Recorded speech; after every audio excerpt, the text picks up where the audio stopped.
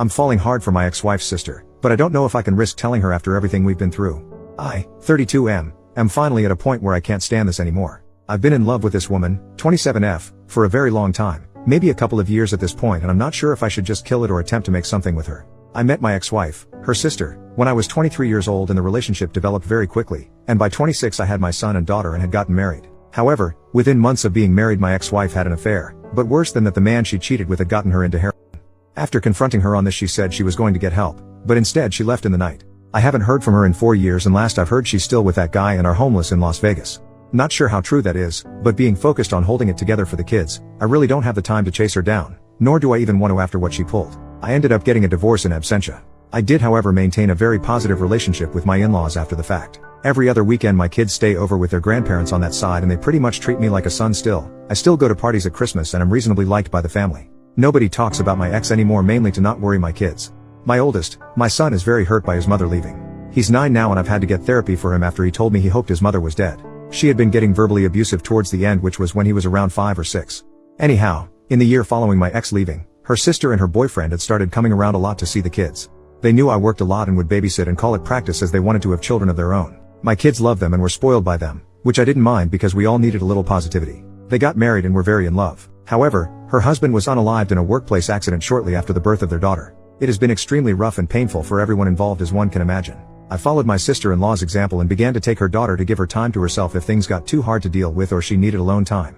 She's been in grief counseling for a few years, but she still wears her ring and has told me she can't ever imagine dating again. I talk to her about him frequently and she's gotten to a better place, but she's still very much in love with him. I can't imagine that sort of pain. Over the last 2 years we've been a more constant figure in each other's lives. My kids love their aunt and I have her over for dinner a couple times a week. My daughter and her daughter have become close and love being around each other, so they have sleepovers. I've moved on from my ex by this point, but the idea of dating possibly someone dangerous as their mother has kept me out of the dating scene. I don't know when it happened, but slowly I began to get soft on my sister-in-law.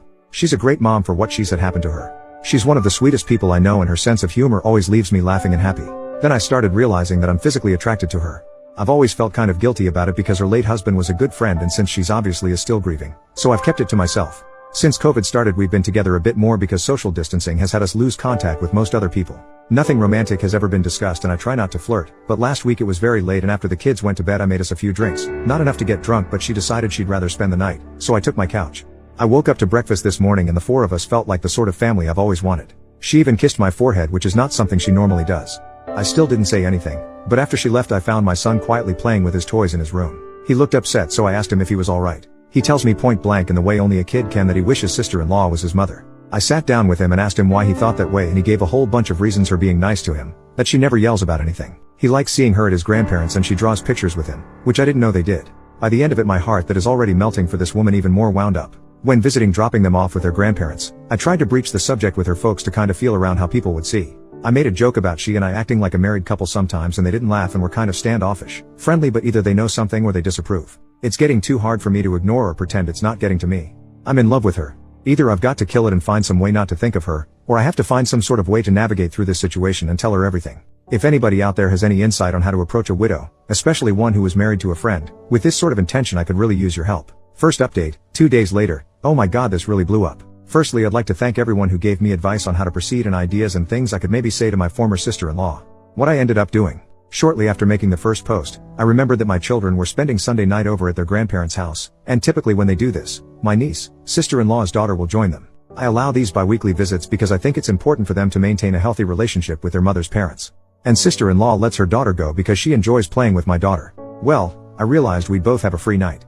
Normally I'd just game or hit the gym an extra night, but I figured it would be the perfect opportunity to talk to sister-in-law without the kids being around. So I sent her a text saying, "Hey, kids are out this Sunday, was thinking you might want to get dinner." It was a fairly upscale place that reopened 2 months or so ago for outdoor dining. I never ask her out to dinner and we're almost never alone together, or without a child in the other room. She says she'd love to, and so my panic starts setting in because now I've got to actually act on my feelings. I ask her if she'd prefer meeting at my place and taking one car or meeting at the restaurant. She says she'll come by my place first. I'm a bit more cleaned up than normal, dressed up but not overly dressed. She shows up and my god, she's in a very nice evening dress, makeup, not something she normally wears, really looking stunning. I must have been slack-jawed for a second, I had to be lol. We make a little small talk, compliment how we look, but I still don't have my nerve yet and she isn't pushing the issue. Dinner is really wonderful, they had a live jazz group playing. Definitely coming back to this place. She tells me this is the first time she's really had an adult social outing that didn't involve her daughter in a few years, and I mention that it's about as long for me. We're laughing, joking, talking, a little casual touching here and there. I can't seem to find my nerve though. I'm afraid of ruining this moment, so I just submit to having fun. But as we're leaving, my mind snaps and I'm just like, screw it.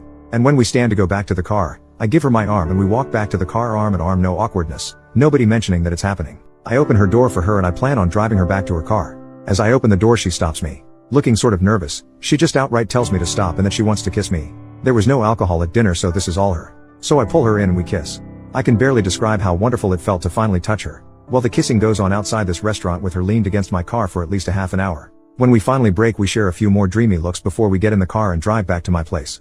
She's holding my hand as I'm driving. I don't think I've ever been happier. I confess to her that I've started having feelings for her a long time ago, but with the terrible things we went through, I didn't want to scare her away. She tells me that she's carried a torch for about 6 months herself.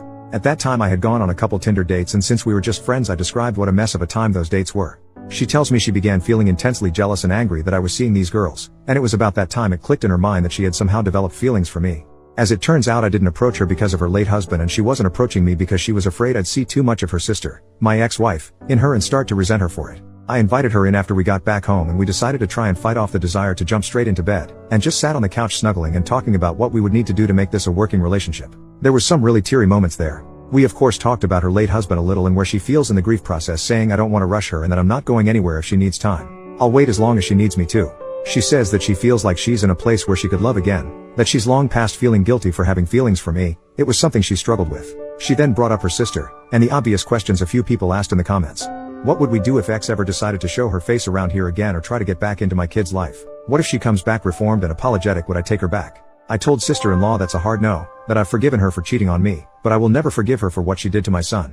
He was quite a sunshiny and happy boy before his mother started cheating, using, and lashing out at him. He's doing better now, but for a long while his behavior and negativity for somebody so young troubled me. Sil was concerned how he might react to her, as unlike our respective daughters, he is old enough to understand everything.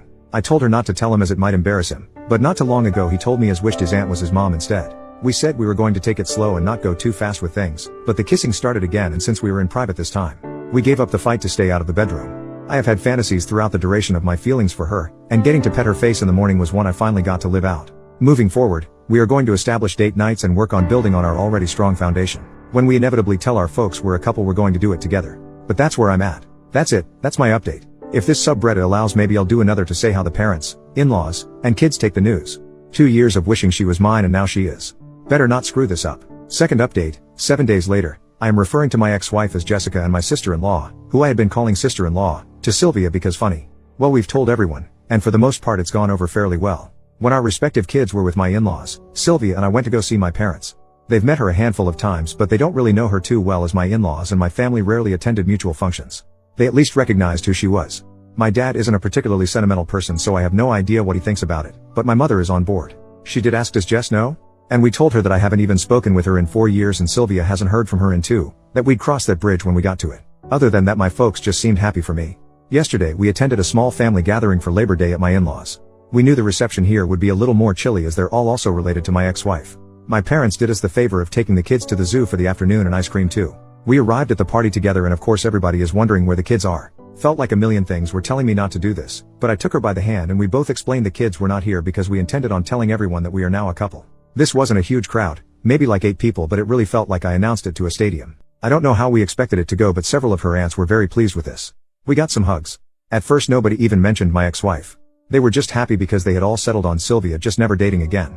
It was only mother-in-law that caused any issues.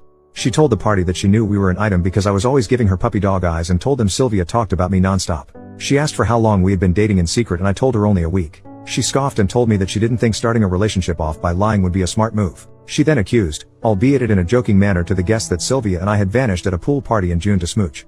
Her mother and father asked to talk with us after the party and asked us just how serious things were, and like my parents asked whether my ex-wife knew or not. When I said no and that her opinion shouldn't matter given she abandoned her family 4 years ago, they said they would be more comfortable with everything if I was to tell Jessica that I am now dating her sister. They are both intensely afraid that my ex will return sober and renewed, make an attempt to make amends, discover that I am now in love with her younger sister and relapse.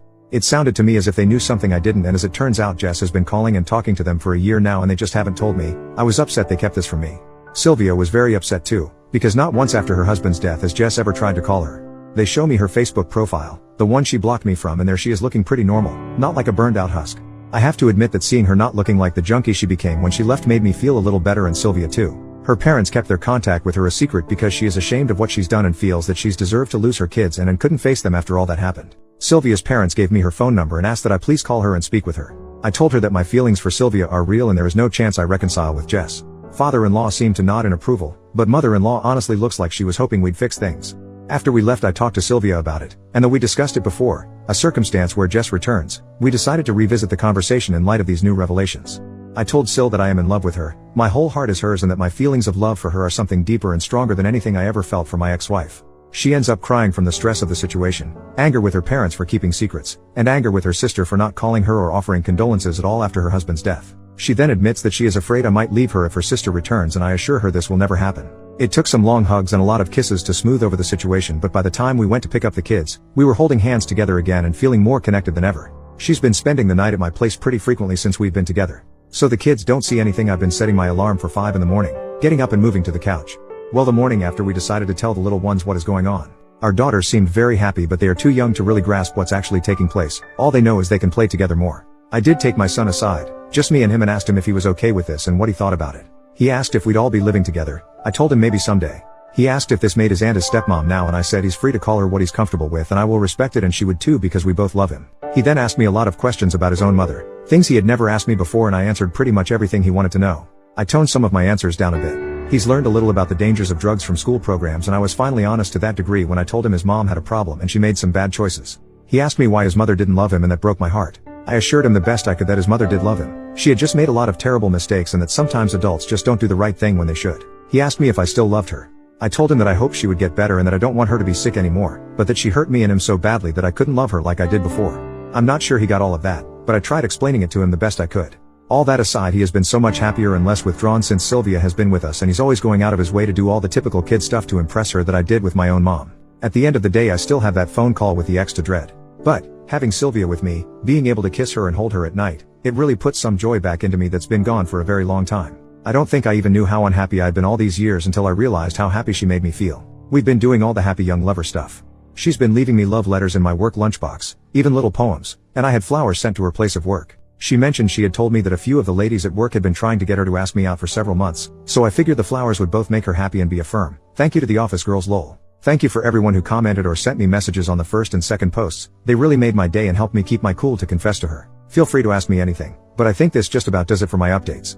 Third update, 7 weeks later. What you're about to read is a comment I wrote like last week, and I've just copied and pasted it as it's pretty much good enough to be a post.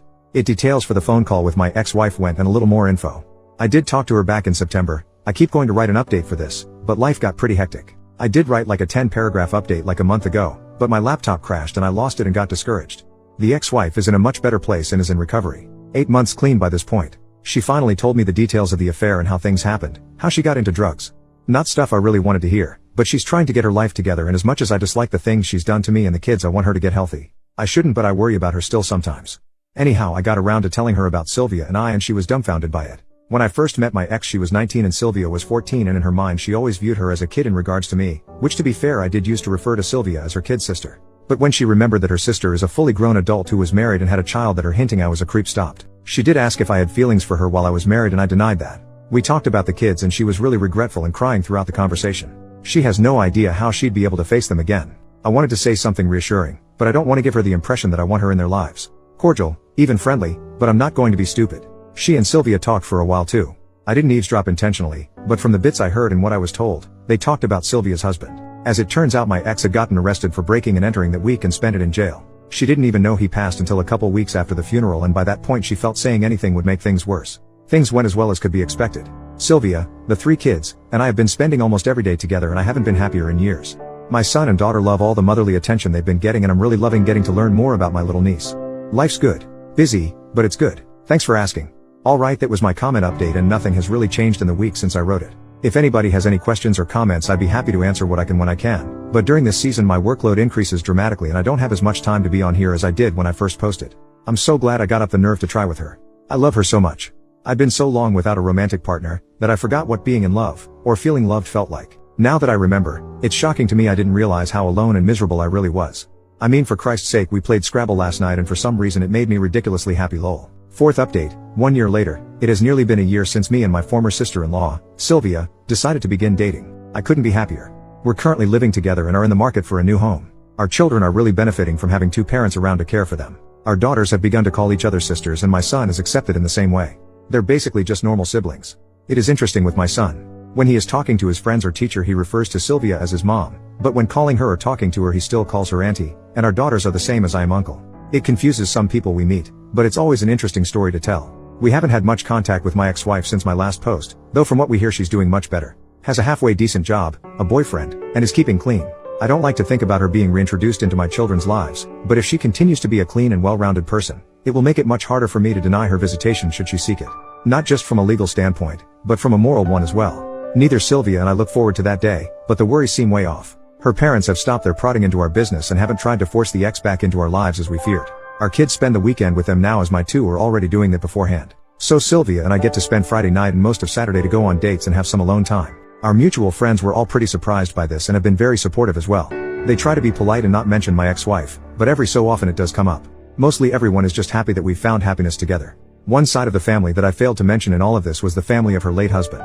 As you might expect, her daughter still sees them regularly, and they are very happy and accepting of the relationship. His father even told me point blank that he was glad it was me, because he thought he would hate his daughter-in-law bringing some strange man into his granddaughter's life. We haven't had many gatherings of course because of COVID, but the few get-togethers we have included them, and will always include them. Speaking of her late husband, Sylvia and I have talked quite a bit about our feelings and she's even had me come along to one of her therapy sessions, because despite everything going so well, and the immense and wonderful love we have for each other, his memory and presence will always be a part of our lives.